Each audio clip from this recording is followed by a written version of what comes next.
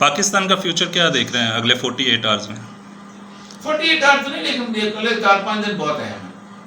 अगले 4-5 मुझे लगता है कि बहुत बड़ा खून खराबा ना हो जाए, अल्लाह ताला इस बात से बचाए। क्योंकि ये जो पावर शो किया इमरान खान ने, इसमें उसकी पॉपुलैरिटी में इजाफा मजीद हुआ है या कमी आई? इमरान खान जो है बुनियादी तौर पर खतरनाक हो सकता है। उसकी एक वजह है, दुनिया में 7 लाख या 10 लाख भी फौज हो तो पब्लिक सेंटिमेंट के खिलाफ नहीं जा सकती।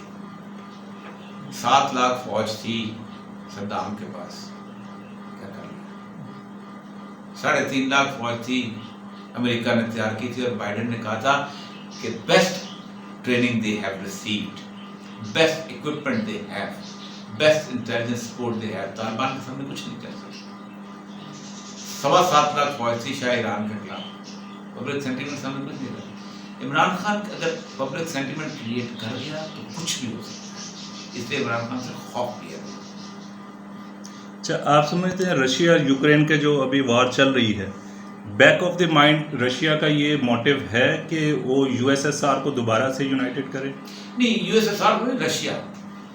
देखिए, प्यूटन कहता है, एक उसका बयान आया था कि America is against Soviet union and Russia is an Orthodox Christian country. Putin religion को इस्तेमाल कर रहा है, वो खत्म बात। आप देखिए 1200 चर्च हर साल नए बन रहे हैं रूस के अंदर, 1200 चर्च। और वो ख्वाब जो है ना, वो 2 लोगों का है कुस्तुनतुनिया का। एक ख्वाब है पीटर द ग्रेट का 1343 का, कि हमने वापस जाना है, उसको हासिल करना है। और दूसरा है ऑर्थोडॉक्स चर्च का, कि हमने आया सोफिया को दोबारा चर्च बनाना है।